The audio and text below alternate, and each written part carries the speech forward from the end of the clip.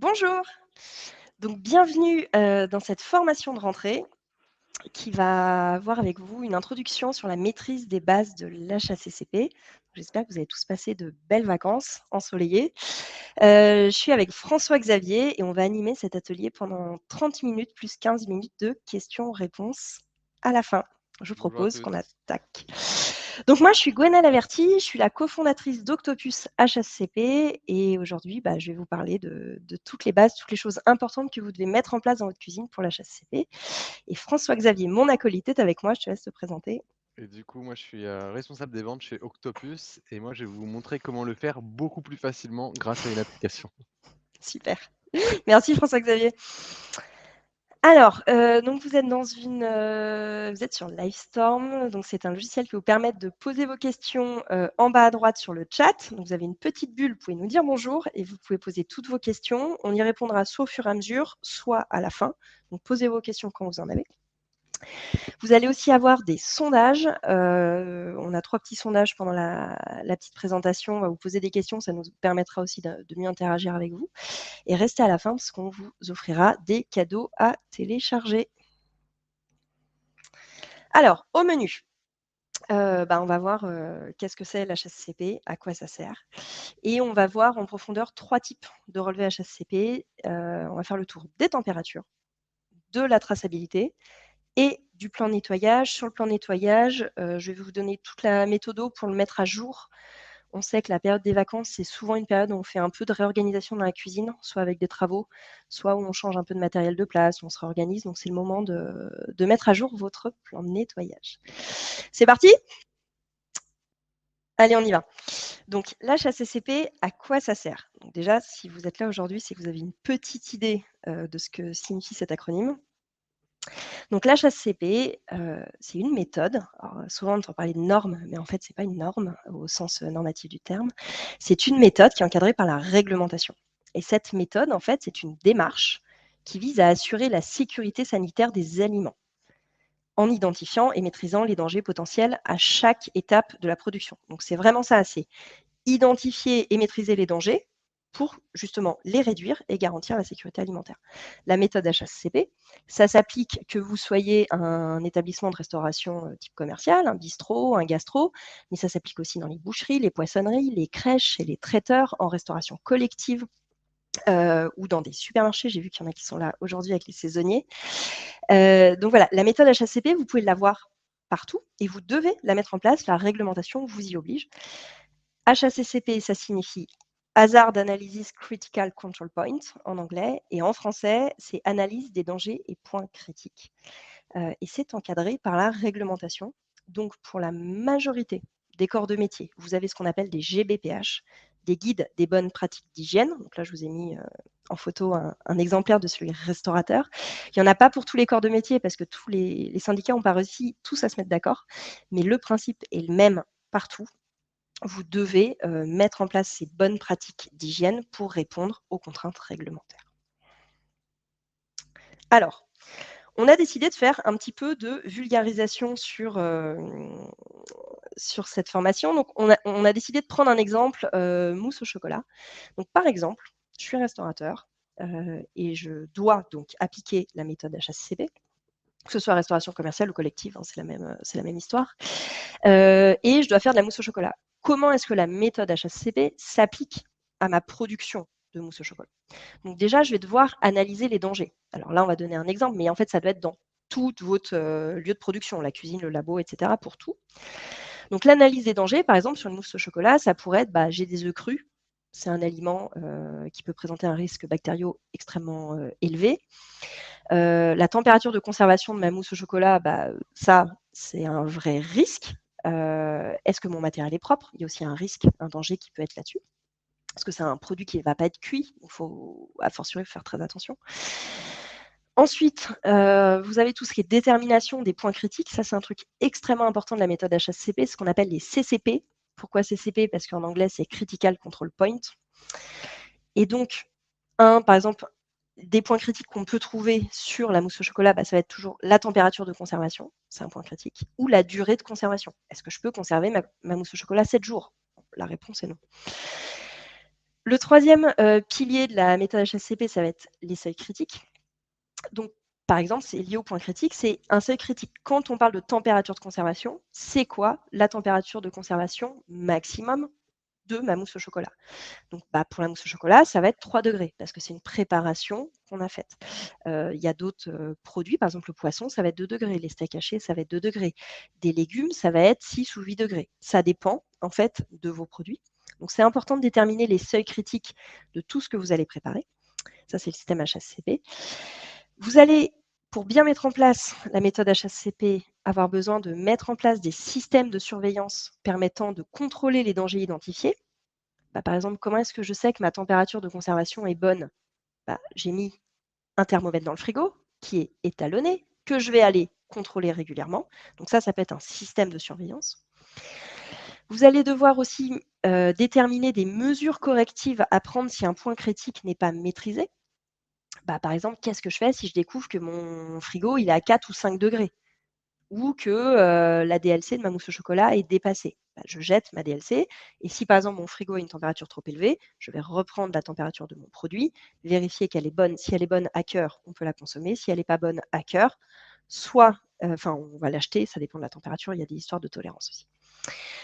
Le 6e point, c'est l'application d'une procédure de contrôle et la vérification du bon fonctionnement du système HACCP. Donc ça, c'est quand même très administratif. C'est qui contrôle quoi et quand, quelles sont mes températures, mes DLC secondaires, la propreté de mes équipements, etc. C'est vérifier tout ça. Et enfin, alors ça, c'est un point qui est obligatoire, mais on sait que dans les faits, peu nombreux sont les professionnels de restauration à l'avoir, notamment en restauration commerciale, beaucoup plus souvent en restauration collective, c'est la constitution d'un dossier récapitulatif des procédures et leur mise en application, par exemple le plan de maîtrise sanitaire ou l'historique des relevés HACCP. On rappelle que le plan de maîtrise sanitaire, c'est quelque chose de différent de vos relevés HACCP. C'est obligatoire, vous devez l'avoir, et c'est un document qui consigne tous vos protocoles, toutes vos procédures, avec à l'intérieur tout ce que vous devez faire d'un point de vue méthode HACCP. Donc tout ça, c'est quand même assez lourd, assez fastidieux. Ce qu'on vous propose, c'est qu'on y voit plus clair ensemble, tout de suite, en prenant des cas très très concrets de comment au quotidien, dans mon établissement, j'applique la méthode HACCP. Allez, c'est parti. On commence par les températures. Alors, cet été, il a fait chaud. Et vous avez peut-être été confronté à des risques de rupture de la chaîne du froid. Alors déjà, la chaîne du froid, qu'est-ce que c'est? La chaîne du froid, c'est le fait de respecter les températures pour la fabrication, le stockage, le transport, la distribution. C'est s'assurer que votre produit, quelle que soit son étape, soit toujours à la bonne température. Pourquoi c'est important? Il va falloir respecter la chaîne du froid parce que si vous ne le faites pas, vous allez avoir des problèmes pour conserver la qualité des produits et les garder sains. Donc, le faire, c'est vraiment garder la salubrité des produits, de la production à la consommation. La chaîne du froid, ça permet aussi de limiter et stopper la prolifération des micro-organismes qui peuvent être à l'origine d'intoxications alimentaires. Et enfin, il y a un sujet qu'on oublie souvent, c'est que la chaîne du froid, le respect des températures de conservation, vous garantit que vous pouvez conserver ces denrées X jours. C'est la DLC, la date limite de conservation. En fait, cette date, quand elle est indiquée sur un produit emballé, n'est valable que si la température de conservation est respectée. Sinon, la durée de conservation est plus courte. Alors, petit focus sur les risques. Multiplication des bactéries. Ça peut provoquer des intoxications alimentaires. On va parler par exemple de la salmonelle, d'Escherichia coli, la listeria. C'est des choses qui peuvent être plus ou moins graves, notamment chez des personnes qui sont plus fragiles. Si vous travaillez en crèche avec des enfants en bas âge, en milieu hospitalier avec des personnes qui ont des systèmes immunitaires un peu plus faibles, que vous avez des femmes enceintes ou juste des clients que vous ne connaissez pas leurs antécédents médicaux, évidemment, ils peuvent être extrêmement sensibles à une bactérie E. coli. Pour certains, ça va juste être une gastro. Pour d'autres, ça peut finir à l'hôpital. Donc, on va faire très, très attention. La chaîne du froid permet de bloquer la multiplication des bactéries. Deuxième effet qui est souvent un peu plus visible, c'est la prolifération des moisissures. Les moisissures, en fait, au-delà du fait que c'est pas joli sur un morceau de pain, un morceau de viande, du poisson, des légumes et tout, ça produit des mycotoxines dangereuses pour la santé humaine. Donc, en fait, il ne s'agit pas d'enlever la partie moisie et de mettre le reste à la consommation. C'est qu'en fait, il y a des choses que vous ne voyez pas et qui sont dangereuses. Donc, attention aux moisissures, sauf quand elles sont maîtrisées, dans le roquefort et tous nos bons fromages. Mais ça, c'est un métier, c'est un art. Et enfin, garantir la chaîne du froid, c'est s'assurer qu'on ne va pas altérer les qualités organoleptiques des aliments. Évidemment, une glace, si elle n'est pas assez froide, elle va fondre. Et ça permet, en fait, pour pas mal d'aliments, de garantir le goût, la texture, l'odeur. Un poisson qui n'est pas conservé à la bonne température, et bah, il va commencer à sentir pas très bon. Et ça, vous allez vite vous en rendre compte. Et ça, c'est dangereux aussi. Est-ce que vous avez des questions sur l'importance de la chaîne du froid? N'hésitez pas à les mettre dans le chat et j'y répondrai. Alors, on continue. Les différentes étapes. Donc, quand on pense chaîne du froid, on se dit tout de suite stockage, mais frigo. Mais attention, il n'y a pas que ça. Il y a tout ce qui est en amont et ce qui est entre les intervalles frigo, parce que votre marchandise, elle n'est pas toujours au frigo. Donc, en amont, la chaîne du froid, c'est la réception. Vous recevez de la marchandise de votre fournisseur. On est au mois d'août. Dans certaines régions, il a fait jusqu'à 38-40 degrés. Je vous garantis que quand votre livreur arrive à la fin de sa tournée, qu'il a ouvert 30 fois la porte de son camion, c'est pas garanti que les steaks hachés soient à 2 degrés. Donc, il vaut mieux le vérifier. Ensuite, il y a le stockage. Ça, en général, c'est quelque chose que vous faites bien. Il faut aussi penser à la transformation. Il fait 35 degrés dans ma cuisine. Elle n'est pas climatisée. Je travaille du jambon, d'autres produits. Il se peut que la température de mes denrées augmente. Et ça peut faire une rupture de la chaîne du froid. Vous faites des sashimi de poissons et les poissons montent à 15, 20, 25 degrés. Vous allez avoir un vrai problème de conservation et de qualité de votre produit. Donc attention aussi à l'étape de transformation, surtout quand il fait chaud. Et l'étape de livraison. Alors la livraison, ça peut être de la livraison intersite, entre une cuisine centrale et un satellite, où là, c'est très encadré par la réglementation et c'est 3 degrés, vous n'avez pas le droit de dépasser. Et ça peut être de la livraison plus type Deliveroo, ce genre de choses, où là, en fait, la réglementation encadre moins, mais vous devez quand même systématiquement livrer un chauffeur-livreur qui a une glacière et qui ne mélange pas le chaud et le froid. Alors, on a une question de Clémentine. On va voir juste après sur la question des frigos congélateurs. Si ça lâche et qu'on n'a pas de solution de secours, comment détermine-t-on le temps qu'on a pour sauver les produits? On voit ça juste après le chapitre sur la réception. Alors, la contrôle des températures à réception. Alors, je ne sais pas si parmi vous, vous avez l'habitude de le faire, mais en fait, c'est obligatoire. Pourquoi? Parce que vous êtes responsable de la marchandise que vous recevez. Donc, si vous avez un chauffeur-livreur qui débarque, qui a les clés de votre resto et qui à 5 heures du mat va charger votre frigo, potentiellement avec des cartons souillés, des choses, parce qu'en fait, il met tout en vrac, il a autre chose à faire. Et déjà, s'il pense à refermer la porte du frigo, c'est bien. En fait, vous êtes responsable de ce qu'il a mis dans votre resto. Et si la marchandise a été livrée à une mauvaise température, alors on ne parle pas de 2,5 degrés au lieu de 2 degrés, on parle d'un vrai 8-10 degrés au lieu d'un 3 degrés. Et ça pose vraiment problème. C'est vous qui êtes responsable. Donc, la méthode HACCP vous demande de contrôler les températures à réception. Donc, vous devez contrôler la température du camion et d'un produit par catégorie. Vous faites faire un échantillonnage. Vous n'êtes pas obligé de contrôler tous les produits qui arrivent. Les seules personnes qui font ça, en général, c'est des gens qui ont des économes dans des énormes établissements, type des CHU, des EHPAD, etc., qui ont beaucoup de gens pour contrôler. Mais si ce n'est pas votre type d'établissement, vous n'êtes pas obligé de le faire. Vous faites un échantillonnage, ce sera déjà pas mal. Prenez le produit le plus sensible, type le poisson, la viande hachée, la charcuterie, tout ce qui est beurre, œuf, fromage, le BOF. Et vous conservez le bon de livraison. Alors, qu'est-ce qu'on contrôle? On va contrôler à minima. Alors, je dis bien à minima parce qu'en fait, vous devez quand même contrôler les produits. Mais à minima, déjà, si vous contrôlez la vraie température du camion, plutôt que de la demander au chauffeur qui peut vous répondre n'importe quoi, vous faites un coup de thermomètre laser, vous contrôlez la température du camion. Si elle n'est pas bonne, vous devez contrôler la température des produits. On vous conseille quand même de contrôler de base un échantillonnage produit parce que en fonction de l'endroit où ils auront été stockés dans le camion, les produits ne vont pas être à la même température. Si vous recevez des produits très sensibles, type steak haché poisson, qui sont les 2 produits les plus sensibles avec la température la plus basse, c'est 2 degrés. Mais votre fournisseur, il n'a pas un stock à 2 degrés, sauf si c'est un fournisseur de poisson, mais ils n'ont pas une zone à 2 degrés. En fait, ils ont un camion. Et le camion, en général, il est à 3, 4 degrés. Si c'est plus près de la ventilation, ça va être peut-être à 2, mais vérifiez les températures.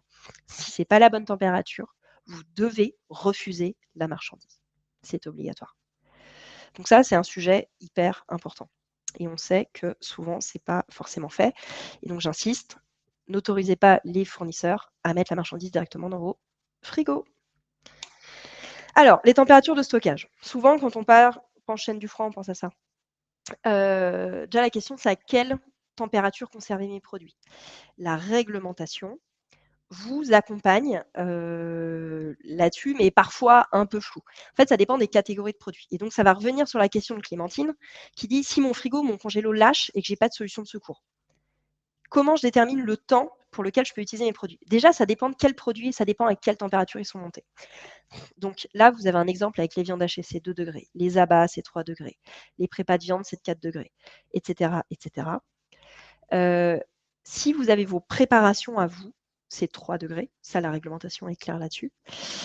Après, vous avez des produits spécifiques, type la mayonnaise maison, des choses qui sont très sensibles.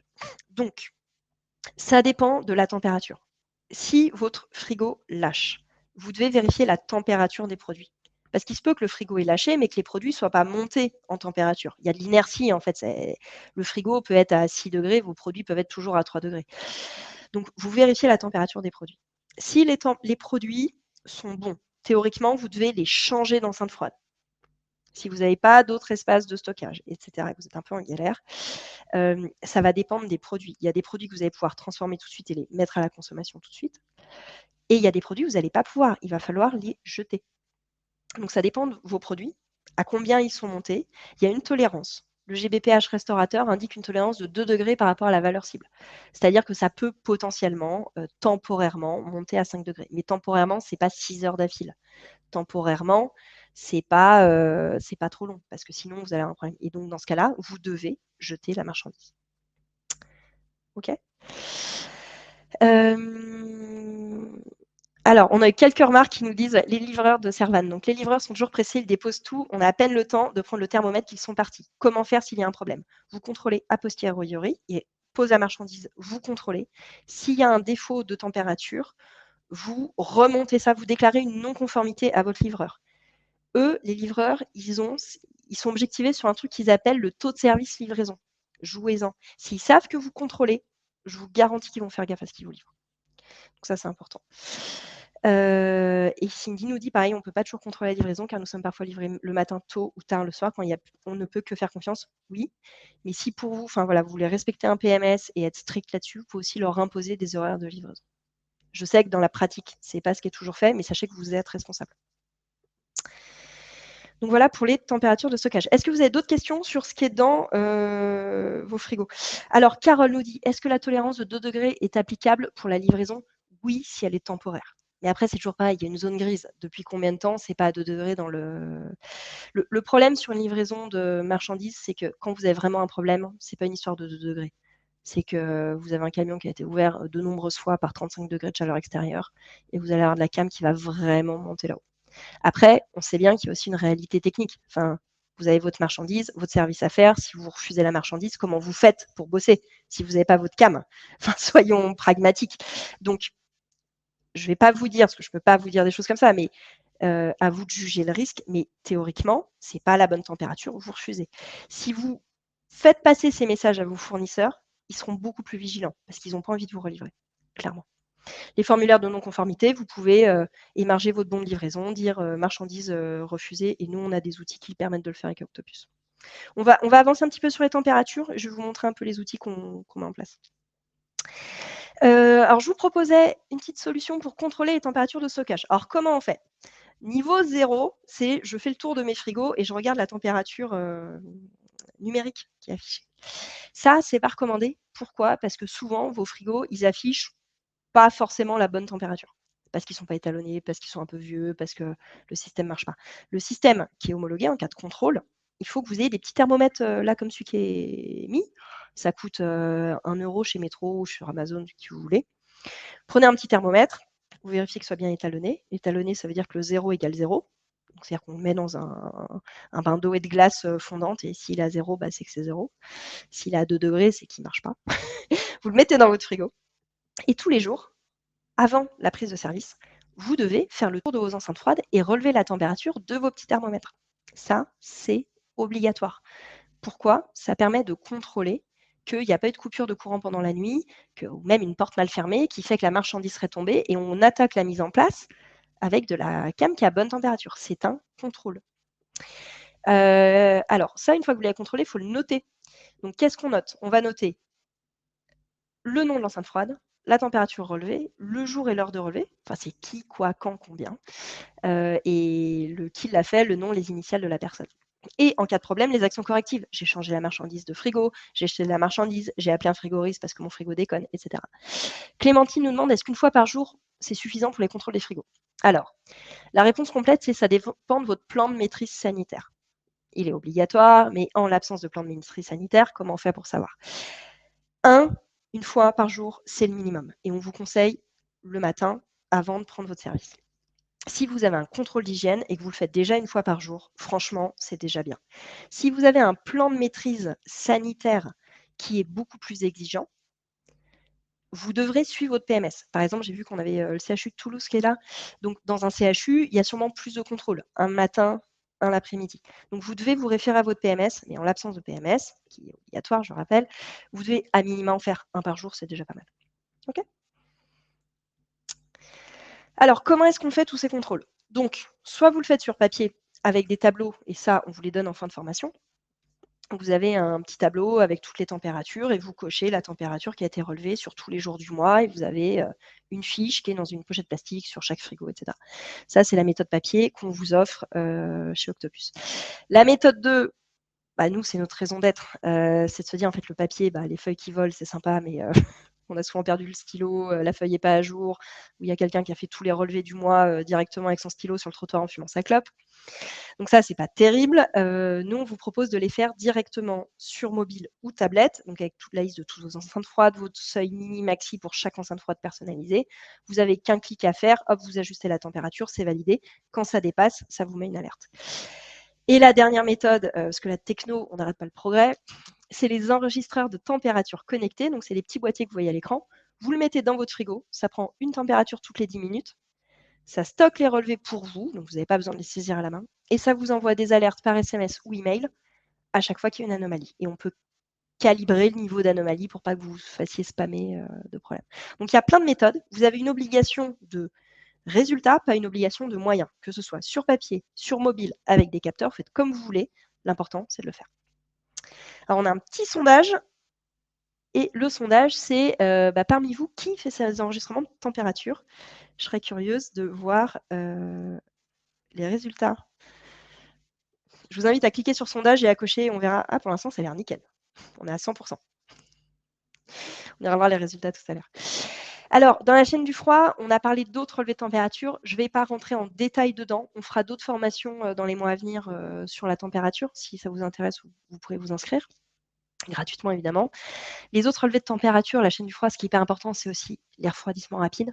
Quand vous faites une préparation et que vous la redescendez, le couple temps-température, c'est de passer de 63 degrés à 10 degrés en moins de 2 heures, quelle que soit la méthode. Cellules de refroidissement, sous l'eau, bac à glace, etc. Mais vous devez l'enregistrer, c'est obligatoire. Les remises en température, ça c'est quand même beaucoup plus pour la restauration collective, donc quand vous réchauffez, ou alors de la restauration qui a besoin de réchauffer des gros volumes. Quand vous réchauffez des petites portions qui font 200 grammes, il n'y a pas de sujet. Mais quand vous réchauffez des bacs gastro complets avec des échelles et qu'il y a 30 kilos à cuire directement dans un four, ça peut prendre plus de temps. La réglementation, c'est de passer de la température de stockage, donc souvent 3 degrés, à 63 degrés minimum en 1 heure max. Vous avez aussi les températures de service. Donc ça, c'est tout ce qui est restauration collective, type hôpital, EHPAD, école, etc. Mais aussi tout ce qui est buffet en hôtellerie. Les buffets de petit-déj au soleil avec des produits un peu périssables, attention, ils doivent être soit maintenus au chaud, soit maintenus au froid. Et enfin, un des derniers types de relevés de température, c'est les livraisons. Si vous livrez d'autres professionnels parce que vous êtes traiteur, vous livrez des points de vente, il y a une réglementation qui est extrêmement stricte sur les températures à laquelle vous devez livrer. Donc voilà, pour tous les autres relevés de température. Félicitations, sur 21 réponses, j'ai 100% de votants qui ont fait leur relevé de température. Si vous ne les faites pas, vous avez le droit de le dire aussi. On ne vous en voudra pas. On vous aidera. Ne vous inquiétez pas.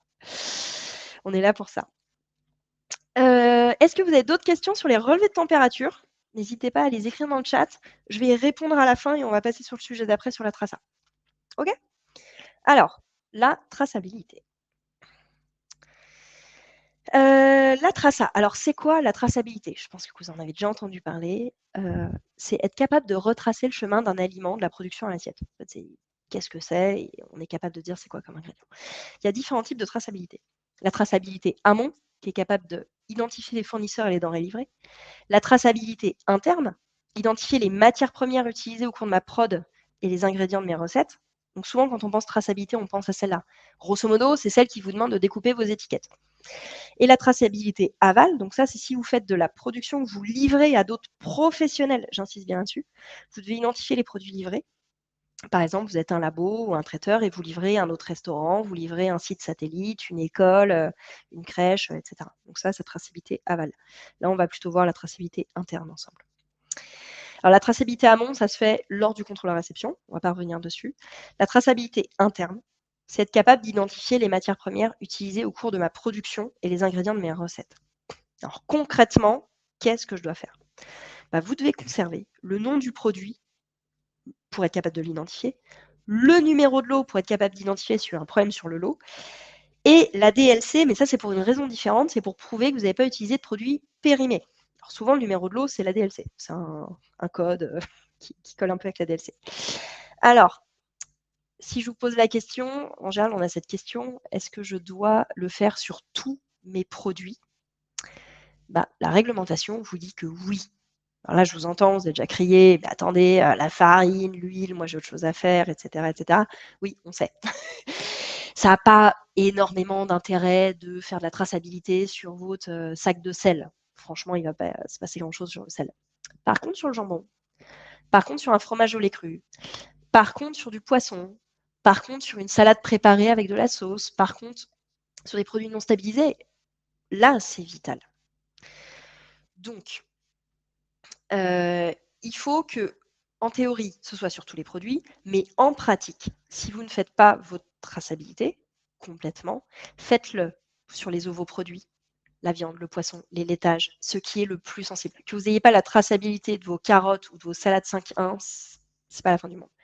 Par contre, si vous n'avez pas la traçabilité de votre rumsteak ou de votre filet de lieu, là, ça pose problème. En cas de contrôle, ils vont contrôler ça.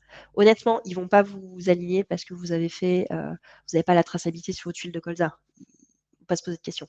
Par contre, si vous ne faites pas la traçabilité sur vos produits les plus sensibles, là, ils vont commencer à vous trouver des problèmes. Donc, de la même manière, la réglementation, on a une obligation de résultat et pas une obligation de moyens. Donc, comment je fais? Soit je découpe l'étiquette, soit je recopie l'information, il y en a qui recopient tout, soit je prends en photo, qui est quand même un moyen moderne qui marche plutôt bien. Et alors, c'est là que souvent on ne connaît pas trop la réglementation, c'est combien de temps est-ce qu'il faut que je garde ça? Donc, c'est 6 mois pour les produits périssables, qui ont des DLC inférieurs à 3 mois, et 5 ans pour les autres. Et oui, c'est méga long. Donc, c'est pour ça que vous pouvez le faire soit sur papier, nous on vous propose de le faire via une application qui vous permet de prendre des photos, ça va beaucoup plus vite. On a un petit sondage, pareil, pour savoir est-ce que vous découpez les étiquettes de vos produits? Toujours intéressant de savoir qui est encore au ciseau. Alors, on va avancer parce que je parle beaucoup et du coup, le temps passe. Donc, les DLC secondaires, c'est un autre sujet de la traçabilité. Donc, qu'est-ce qu'on doit étiqueter? Les DLC secondaires, c'est le fait d'être capable de dire j'ai ouvert un produit ou j'ai préparé un produit, sa durée de vie va être de X jours. Donc, c'est un produit entamé et les produits transformés. Vos prépas maison, vous faites des nems, vous faites des préparations, doivent être étiquetés. Comment? On étiquette les produits systématiquement quand ils sont conservés en enceinte froide, avec l'identification du produit, la date d'ouverture ou de prod et la DLC secondaire. Et on n'écrit pas sur les films plastiques parce que l'encre peut rentrer en contact avec la denrée et elle n'est pas censée être comestible, surtout avec un marqueur.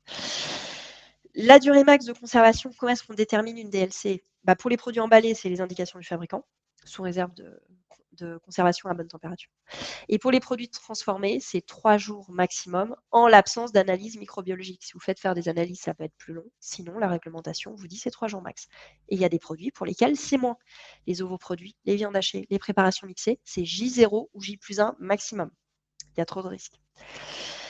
Et la durée de conservation dépend aussi du produit transformé, des conditions de transfo et du stockage. Et Delphine nous demande, au-delà de 3 mois, du coup, est-ce que c'est automatique 5 ans? C'est-à-dire que, en fait, si vous êtes sur c'est ce qu'on appelle les DDM. Les DDM, ça va être les conserves, etc. Ouais, c'est 5 ans. Sauf que dans la vraie vie, de vous à moi, je ne vois pas à quoi ça peut servir de remonter sur une étiquette, enfin sur un couvercle de boîte de conserve qui a 4 ans et demi. Je pense même que personne n'ira jamais voir ça, mais c'est la réglementation. Dans les faits, j'ai jamais eu un seul client, et on a beaucoup de clients, mais il n'y en a jamais un seul qui m'a dit mon inspecteur est venu me demander un produit qui avait 3 ans et demi. En général, ils viennent et ils vont vous demander la traçabilité d'un jour donné dans les jours précédents. Enfin, les inspecteurs sont aussi des gens pédagogues. Donc la réglementation dit ça, mais dans les faits, on ne va pas vous embêter pour 5 ans quand même. Et bon, la réglementation vous impose de conserver ces produits. Alors, comment on peut faire? Nous, c'est pareil. Hein. On s'est dit qu'on allait vous aider. Parce qu'en fait, souvent, quand on demande aux restaurateurs et à leurs équipes, est-ce qu'ils connaissent les DLC secondaires des produits? Oui, oui, bien sûr. Dans les faits, ils vous sortent tous des dates différentes. Donc, pour éviter les erreurs, c'est quand même bien d'avoir un système normé. Et nous, on vous permet de normer vos produits pour qu'en fait, vous sortiez des DLC qui sont fixes pour chaque type de produit avec une petite étiqueteuse. Vous imprimez, vous collez, il y a toutes les infos réglementaires, vous êtes tranquille. Et surtout, quand vous faites le tour de vos frigos, vous savez ce qui est périmé ou ce qui est acheté, ce qui est utilisé en priorité. Et on ne confond pas la date de production et la date de péremption. Alors, on va faire un petit focus plan de nettoyage et puis après, je vais répondre à toutes les questions sur les suies de refroidissement, les produits du potager, etc. Alors, le plan de nettoyage. Les obligations réglementaires. Alors, le plan de nettoyage, donc là, c'est peut-être le moment pour la rentrée de le mettre à jour. Les obligations réglementaires sont au type de 4 grands sujets. 1, vous devez avoir un plan de nettoyage, c'est obligatoire, et de désinfection. 2, ce plan, vous devez le suivre, le consigner. C'est obligatoire pour toutes les tâches non quotidiennes. Les tâches quotidiennes ne sont pas obligatoires. 3, vous devez adapter vos produits d'entretien avec des produits professionnels et des documents dont vous avez les fiches techniques et les fiches de données de sécurité. Ça, c'est hyper important. On ne peut pas acheter du bec citron au supermarché et se dire qu'avec le bec citron, on va tout nettoyer. En fait, vous êtes dans un cadre professionnel. Il y a des choses, vous devez avoir des produits qui sont levuricides, virucides, enfin des choses beaucoup plus puissantes que ce qu'on trouve dans en grande conso. Et vous devez aussi contrôler la qualité du nettoyage. Et Tiffany nous dit qu'il doit être affiché en cuisine. Oui, le plan nettoyage doit être consultable. Alors, comment est-ce qu'on crée son PND ou comment est-ce qu'on le met à jour? C'est peut-être le moment de vous poser la question, est-ce que votre plan de nettoyage est à jour? Alors, comment on le crée ou on le met à jour? Moi, je vous donne cette méthode-là. 6 points. Vous devez définir où, quelle zone, de quoi je parle. 2, quel matériel dans chaque zone. 3, quelle est la fréquence de nettoyage pour chaque matériel. 4, comment je fais pour chaque élément. 5, avec quoi la dilution, le temps de pose, le produit, etc. Et qui s'y colle, qui fait le ménage. Donc, les zones. C'est quoi les zones? C'est mon économa, ma chambre froide, ma prod froide, ma zone de production chaude, ma pâtisserie, mon office, mon bar, mes salles, mes vestiaires, mes toilettes, etc. Ensuite, surface matérielle. Dans chaque zone, vous devez lister vos surfaces. Par exemple, ça va être le sol, les grilles, les murs, les portes. N'oubliez pas ces éléments-là. Les murs, les portes, ce genre de choses, c'est des choses qu'on a tendance à oublier. On allait un peu vite. Le plan de travail, les poignées de porte, tout ce qui est en contact régulier. Ça, c'est les surfaces. Vous avez aussi le matériel. Alors, le matériel, on pense souvent à la trancheuse, mais il y a aussi le petit matériel, les couteaux, les spatules. Il y a le très gros matériel, les fours, les sauteuses, les machines sous vide, les hottes, les enceintes froides. Dans les enceintes froides, il y a les clayettes, les évaporateurs, il y a beaucoup d'éléments. Et portez une attention particulière aux matos sensibles. Trancheurs, mixeurs, planches de découpe, petit matériel, c'est des choses qui sont extrêmement contaminées. Alors que ce soit d'un point de vue allergène ou d'un point de vue bactériaux. Ça, vous définissez tous ces éléments-là. Et ensuite, vous devez faire la fréquence de nettoyage. La fréquence de nettoyage, c'est pour chaque élément. Après chaque usage, qu'est-ce que je vais nettoyer? Il y a certains matériels, après chaque usage, comme les surfaces, le matériel sensible, mon plan de travail, mes fouets, mes spatules, mes couteaux, je dois les nettoyer après chaque usage. difficile à dire. Il y a des éléments que je vais nettoyer qu'une fois par jour. Par exemple, le sol, les grilles, les siphons, les poignées, les fours, les fourneaux, les sauteuses, les échelles. D'autres, ça va être qu'une fois par semaine, sauf dans certains métiers. En boucherie, on nettoie les murs tous les jours. En poissonnerie, c'est pareil. En cuisine, c'est pas obligatoire. Sauf si vous bossez en gastro et que dans ce cas, vous avez une brigade qui nettoie tout. Mais en général, c'est plutôt une fois par semaine, mur, porte, enceinte froide. Et une fois par mois, on va s'occuper des étagères, des tiroirs, des hottes, potentiellement des congélateurs. Et les congélateurs, on ne les nettoie pas une fois toutes les semaines. Ou pour certains, c'est une fois tous les trimestres. Les fréquences sont indicatives. Elles doivent s'adapter à vos habitudes de travail, à votre matériel et, je le répète, à votre plan de maîtrise sanitaire qui est censé être obligatoire. Alors, comment est-ce qu'on nettoie? Donc, on doit noter, on doit consigner tout ça. Mon mode opératoire. Attention, est-ce qu'il faut que je débranche ma trancheuse? Bah ouais, sinon c'est dangereux. Attention aux appareils électriques. Est-ce qu'il faut que je frotte, que je laisse agir, que je rince, je racle? Pourquoi laisser agir, on l'a mis en gras? Parce qu'en fait, le temps de contact, c'est ce qui va faire l'efficacité de votre produit. C'est-à-dire qu'un produit virucide que vous sprayez, vous nettoyez et que vous rincez, il n'aura pas eu le temps de faire son boulot. Vous sprayez, vous lisez sur l'étiquette combien de temps il faut laisser agir, vous laissez agir le temps et après, vous enlevez. Sinon, il n'aura pas fait son effet de désinfection. Et avec quel matériel? Brosse, lavette, raclette. Attention, les éponges, les raclettes en mousse, les serpillères et chiffons réutilisables sont interdits en milieu professionnel. En fait, c'est du matériel qui est très vite souillé.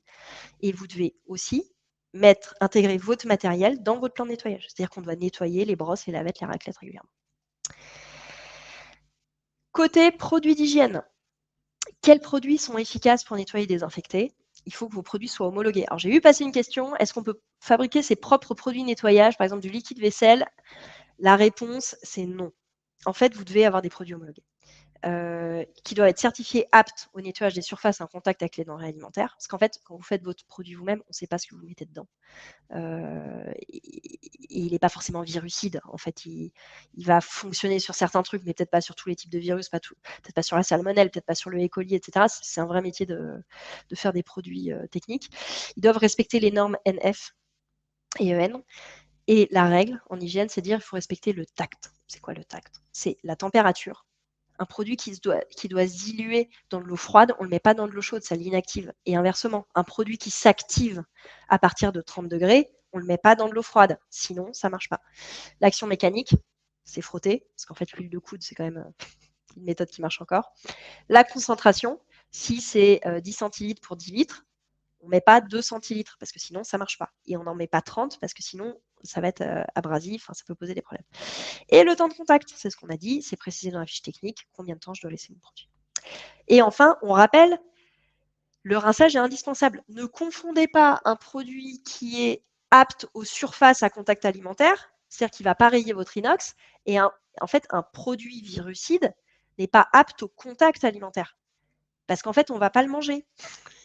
Donc, il faut rincer. Sauf si le produit est spécifiquement marqué sans rinçage, mais c'est très rare. Donc, ne confondez pas ça, les produits doivent être rincés. Et vous devez avoir les FT et fiches techniques et fiches de données de sécurité, on appelle FT et FDS, à disposition en cas d'intoxication, de brûlure, de catastrophe avec vos salariés ou vos clients. Comment on fait? Et ça, on va vous le donner à la fin. Donc, vous pouvez remplir vos tableaux papier. On va vous donner aussi un fichier Excel, je crois bien, Steven, si je ne me trompe pas, pour que vous puissiez faire votre plan de nettoyage vous-même. Et nous, on vous propose aussi avec Octopus de cocher ces tâches directement dans votre application. Vous avez l'intégralité de votre plan de nettoyage qu'on vous fait sur mesure.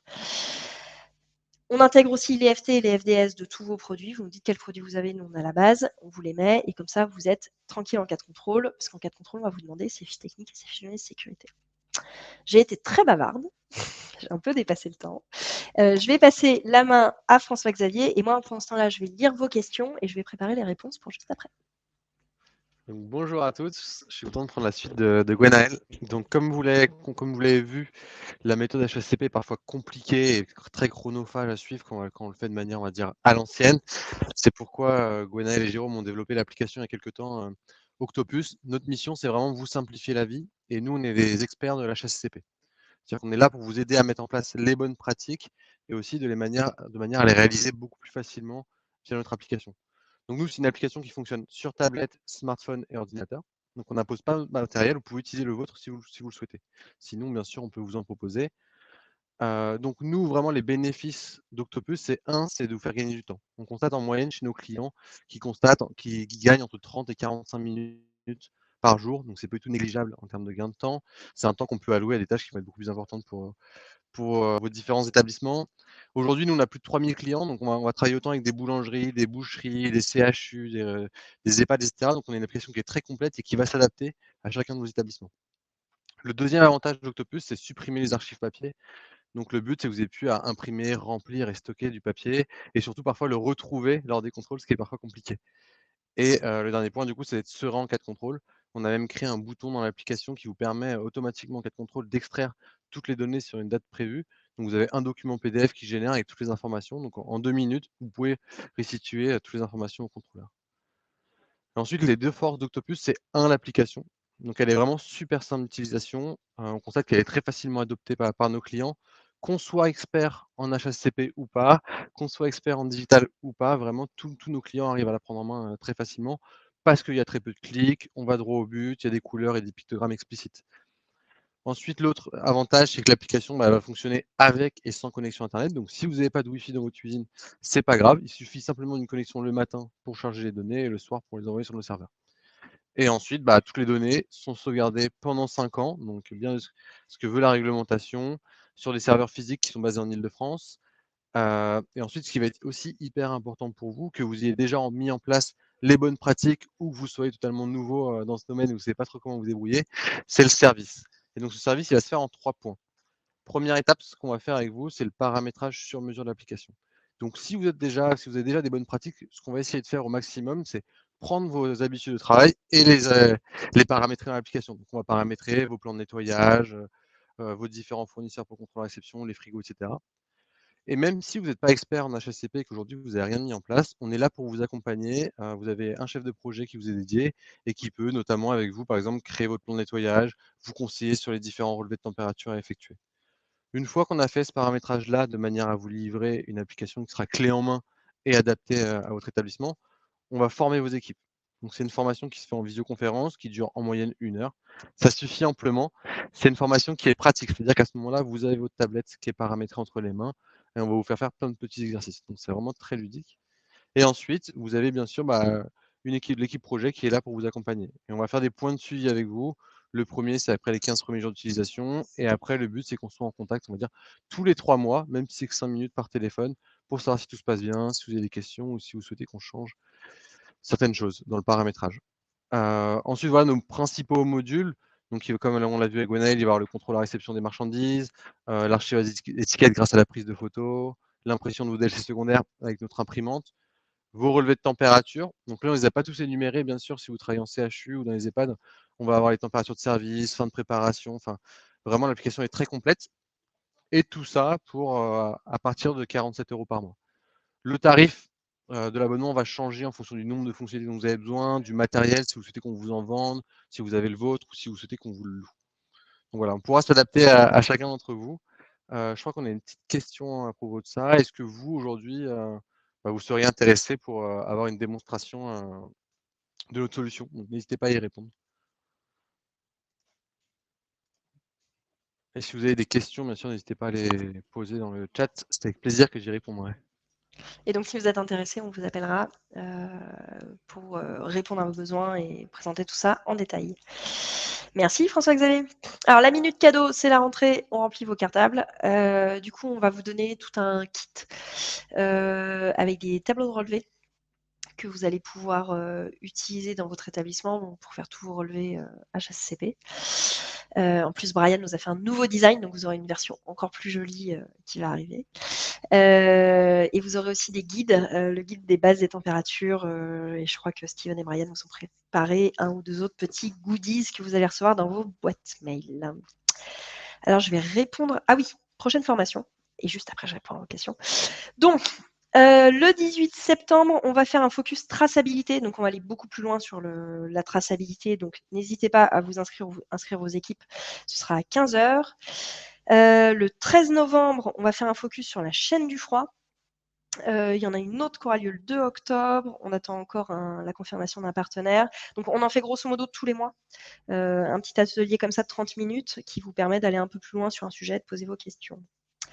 Et non, on ne fait pas de formation spécifique pour les crèches, mais si vous venez aux formations sur... Alors c'est une question, pardon, je réponds à une question du chat de Joanie. Si vous venez sur les sujets de traçabilité, de chaîne du froid en restauration, en fait, sont identiques pour les crèches. Après, vous avez certains sujets qui sont un peu plus souples sur les températures de service, notamment chez vous. N'hésitez pas à nous poser vos questions sur ces ateliers, on y répondra sur des sujets un peu spécifiques. Donc, allez sur le site octopushsp.com pour vous inscrire, c'est gratuit. Alors, les questions que j'ai notées. Vous pouvez continuer à en écrire si vous en avez d'autres. Alors, on va reprendre.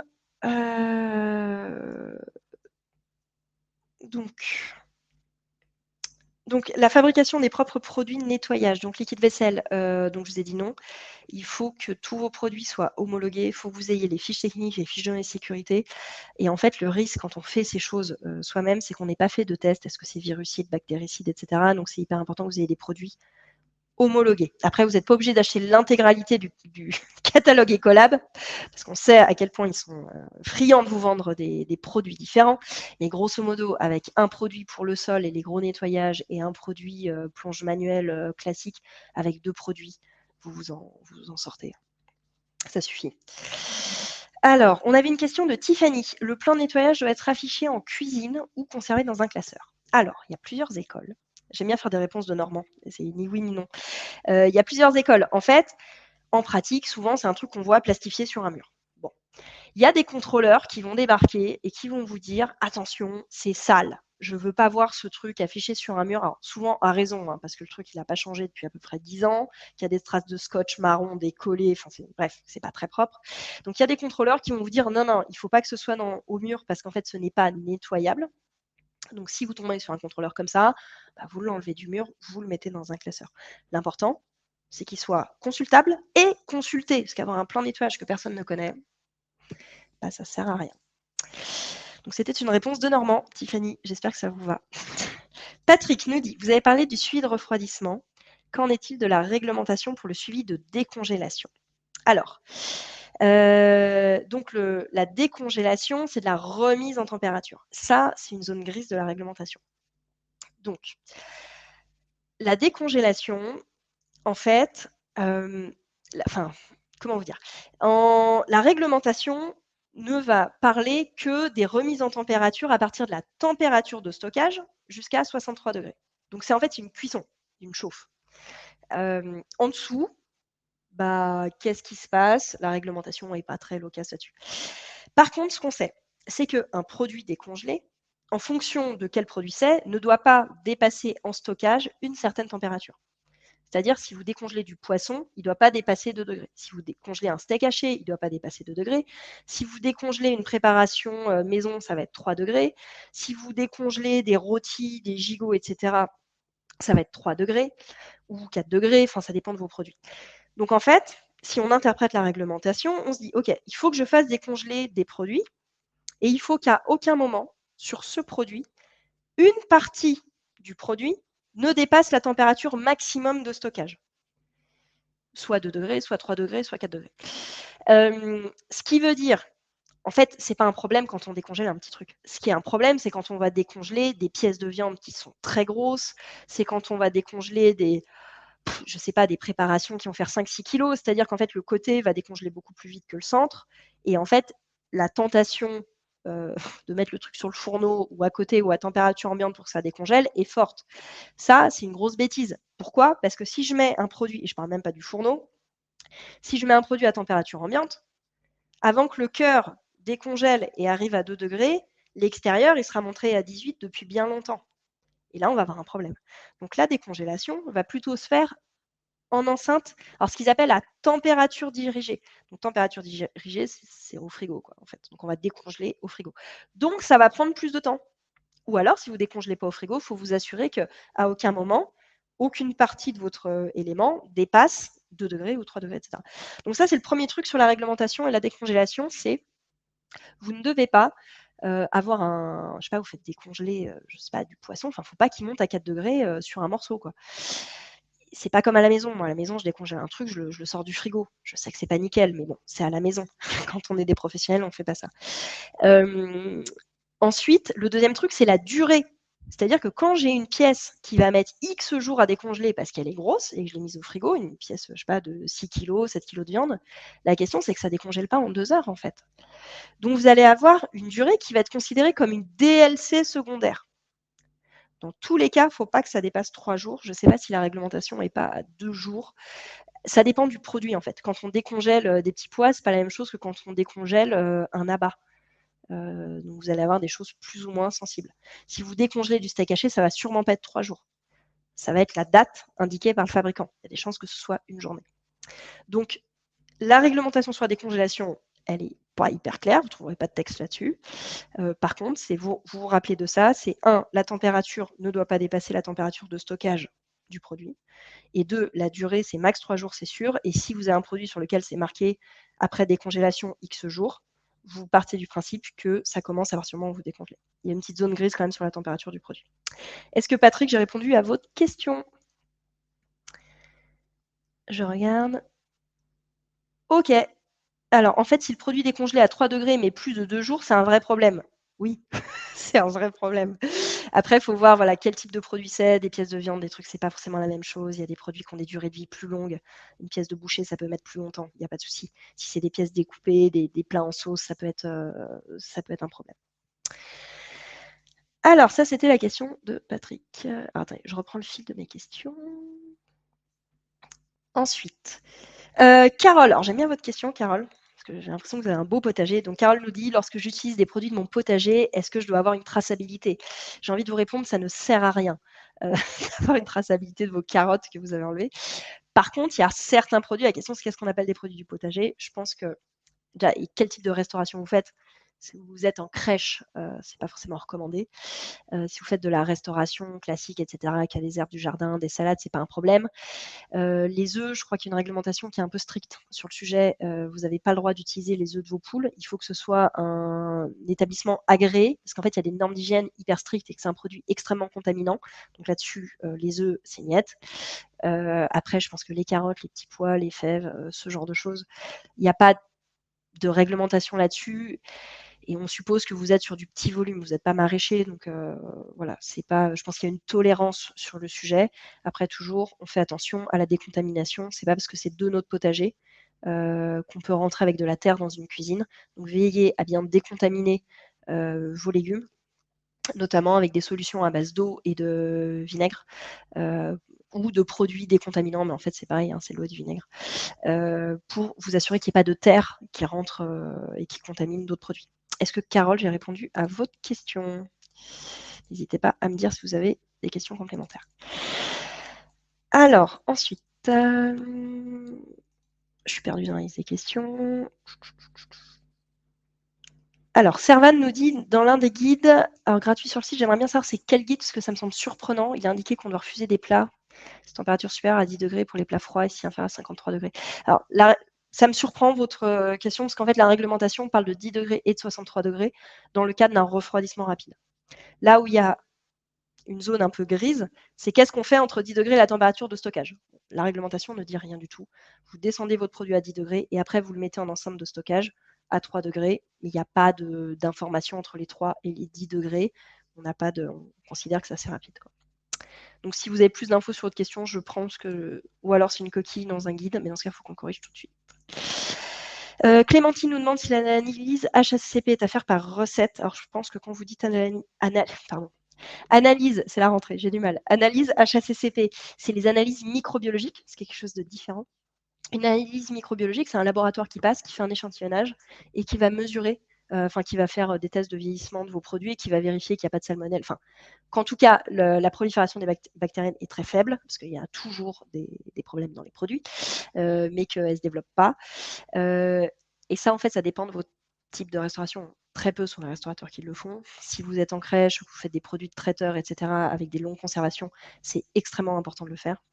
Et après, en fait, non, vous ne le faites pas sur tous les produits, vous le faites sur les choses les plus sensibles, et ça vous permet de faire un contrôle où vous vendez vraiment des produits à d'autres professionnels et vous avez besoin d'avoir des tests de vieillissement de long terme pour augmenter vos DLC. Donc dans ce cas-là, vous le faites sur les recettes qui vous intéressent. Mais n'hésitez pas à échanger avec des labos, ils ont l'habitude là-dessus. Et ensuite, j'ai une autre question, donc je sais pas qui l'a posée. Que faut-il faire si je suis en rupture du produit de nettoyage qui est sur mon PND? Possibilité de faire une substitution, c'est quoi le risque, please? Alors, oui, évidemment, on sait très bien quand vous vous approvisionnez en produits, il n'y a pas forcément toujours ce que vous voulez. L'important, c'est d'avoir un produit équivalent. Donc, si vous avez dans votre PND un produit qui est virucide, bactéricide, levuricide, il faut que vous preniez un équivalent virucide, bactéricide, levuricide. Si vous aviez un produit qui est un DDM, par exemple un détergent désinfectant moussant, et que le nouveau produit que vous avez n'est pas moussant, en fait, l'important, c'est le résultat. Cependant, après, ça dépend aussi de votre type d'établissement. Quand on est en CHU, c'est pas la même chose que quand on est dans un bistrot.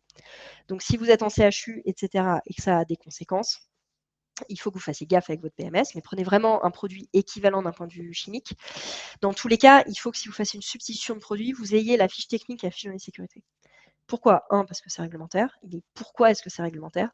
Parce qu'en cas de brûlure, d'ingestion ou n'importe quoi, un employé qui fait exploser une bouteille, qui s'en met plein les yeux, etc., et qui finit aux urgences, vous serez bien content d'avoir la FDS à transmettre direct aux urgences pour le soigner. Enfin, c'est aussi votre responsabilité pénale qui est en jeu, quoi.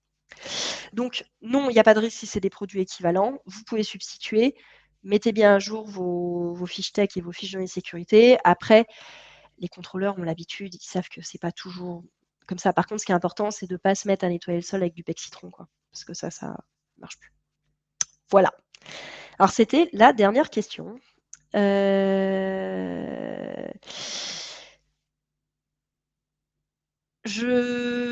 vous remercie. Il est 57, on va devoir rendre l'antenne. En tout cas, c'était intéressant d'échanger avec vous, de lire toutes vos questions.